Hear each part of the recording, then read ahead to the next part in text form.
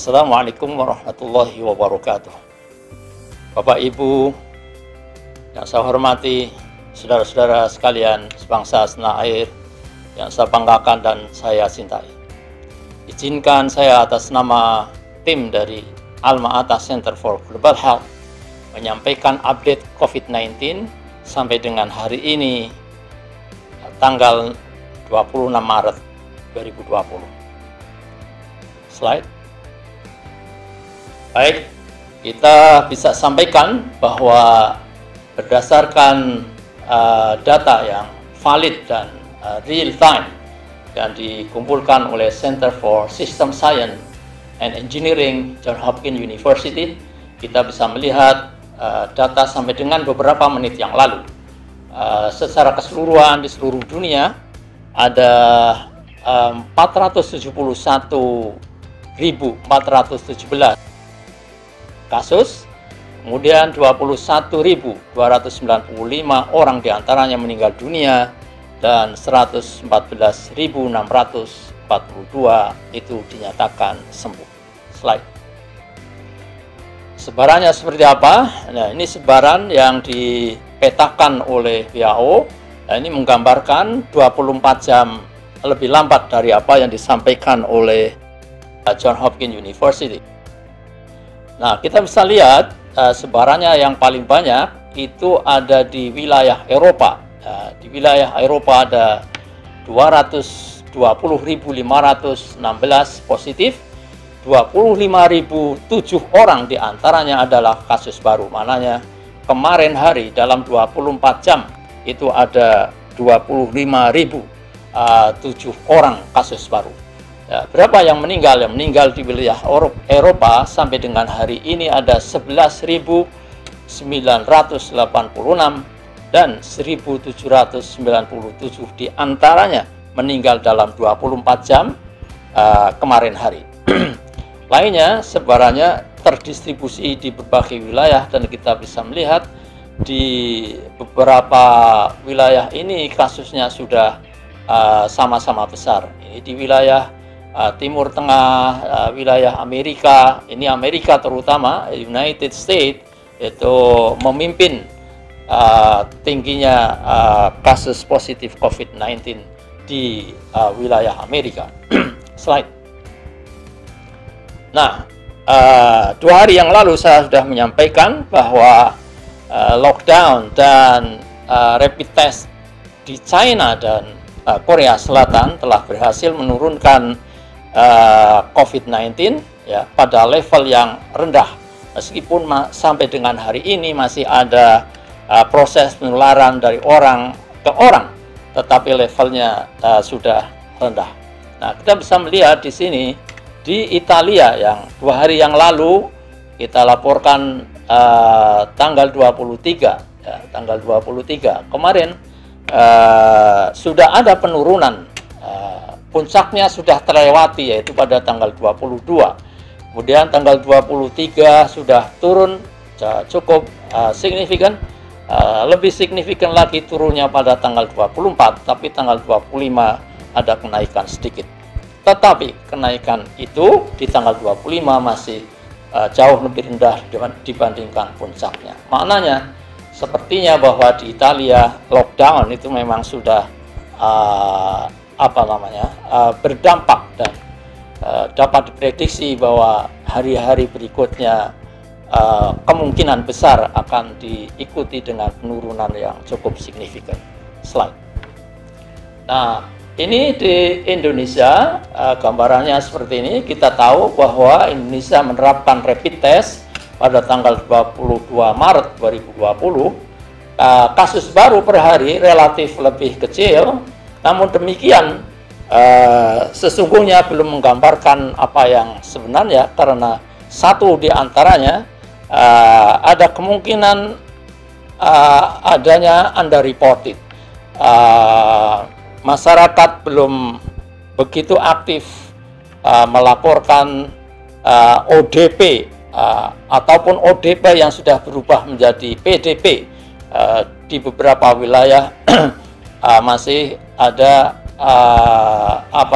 tanda-tanda bahwa masyarakat partisipasinya masih kurang. Di samping itu rapid test sedang baru dilaksanakan lebih masif di beberapa daerah, terutama di Jakarta, wilayah Jakarta, Jawa Barat, Jawa Timur yang merupakan epicentrum daripada COVID-19.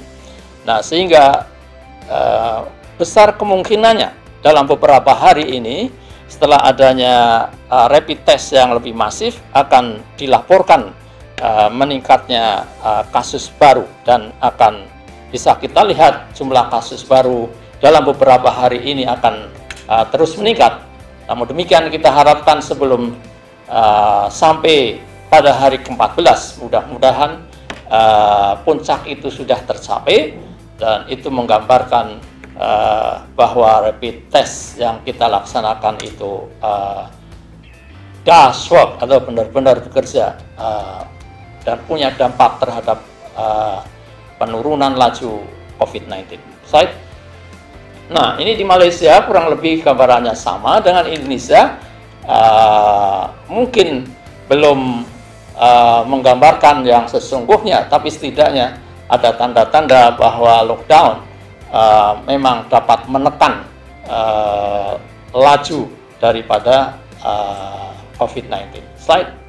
Nah, dalam beberapa hari terakhir ini ramai didiskusikan, ya, diperdebatkan kenapa CFR di Indonesia khususnya itu masih tinggi. Bahkan beberapa hari yang lalu CFR di Indonesia menempati ranking pertama tertinggi di dunia, melebihi apa yang terjadi di Italia, kalau nggak keliru sampai dengan 9,8. Kenapa itu bisa terjadi? Ya, mari kita diskusikan hari ini. Slide. Nah, apa itu CFR? CFR per definisi sebenarnya jumlah kasus yang meninggal dari COVID-19 yang terlaporkan dibagi total kasus COVID-19 yang terlaporkan. Nah, CFR ini secara keseluruhan sebenarnya menggambarkan keganasan dari suatu penyakit, dalam hal ini adalah COVID-19, tetapi juga kecepatan tindakan dan ketepatan tindakan. Ada beberapa penyakit yang sangat ganas, misalnya rabies, CFR-nya sampai dengan 99%. Maknanya hampir setiap kasus rabies akan meninggal. Hanya sedikit sekali peluangnya untuk bisa hidup setelah kena rabies. Nah, bagaimana dengan COVID-19? Ya, COVID-19 memang tidak boleh disepelekan, meskipun tidak seganas daripada rabies. Ya, tetapi karena kasusnya sangat masif, bukan satu persatu kayak rabies, maka bisa dibayangkan jika kita kurang cepat, jika kurang tepat tindakan kita, maka CFR itu akan naik. Nah, kita bisa lihat ini sebaran daripada case fatality rate di dunia sampai dengan hari ini. Ya, kita lihat yang paling tinggi itu ada di Bangladesh, sampai 12,82, tapi perlu dicatat di sana kasusnya masih sedikit, sehingga sepertinya bahwa CFR ini belum begitu stabil. Nah, kita bisa melihat di sini setidaknya 95% confident intervalnya masih terlalu lebar. Nah, bagaimana yang lain? Ini yang cukup firm adalah di Italia. Berapa itu? 9,86. Ya, dengan jumlah yang sangat besar, ya, 95% confident intervalnya itu sangat mepet. Maknanya sesungguhnya menggambarkan realita yang sesungguhnya terjadi di Italia. Ya. Nah, gimana Indonesia? Indonesia saat ini kasusnya sudah cukup besar, dan yang meninggal dalam 24 jam terakhir adalah 58. Dan kita lihat di sini CFR-nya 7,34 dan menduduki ranking ke-6 ya di dunia. Maknanya masih relatif tinggi. Maknanya apa? Maknanya dari 100 pasien COVID-19 ya kurang lebih 7 diantaranya meninggal. Suatu angka yang masih terlalu besar setidaknya jika kita bandingkan dengan Malaysia yang hanya 1,06 ya, dengan jumlah kasus yang juga sudah relatif stabil, sudah relatif besar, Dan lebih-lebih jika dibandingkan dengan Jerman yang CFR-nya hanya 0,51, masih terlalu tinggi apa yang terjadi di Indonesia. Slide. Nah, apa saja yang mungkin bisa mempengaruhi CFR ini? Ya, pertama tadi soal mungkin jumlah kasus di awal-awal yang belum begitu stabil, ya masih terlalu kecil. Ya, yang kedua mungkin ada bias seleksi. Kemungkinan hari-hari ini saudara-saudara kita di lapangan masih mengutamakan yang lebih serius di rumah sakit. Ya, apalagi mohon maaf. Ada keterlambatan termasuk diantaranya yang banyak kita baca di berbagai laporan, berapa pasien ditolak dari satu rumah sakit di over ke rumah sakit yang lain. Nah, bayangkan jika itu sesungguhnya sudah mengalami fase kritis, ya, jika tidak segera mendapatkan pelayanan yang tepat, maka besar kemungkinannya pasien yang demikian akan meninggal. Nah, apa berikutnya? Slide. Nah, kualitas pelayanan yang mungkin harus terus diperbaiki. Tingginya CFR hari ini mungkin sebagian masih menggambarkan kurang memadainya fasilitas yang ada. Mungkin jumlahnya yang masih kurang, bed di rumah sakit yang ada. Bersyukur bahwa hari ini pemerintah sedang menyiapkan rumah sakit tambahan di sekitar Batam sana, kemudian juga di Jakarta sudah disiapkan lebih banyak lagi. Namun demikian perlu dipastikan bahwa fasilitas kesehatan yang lain, termasuk diantaranya adalah fasilitas untuk pasien yang mengalami critical illness, ya, itu benar-benar disiapkan.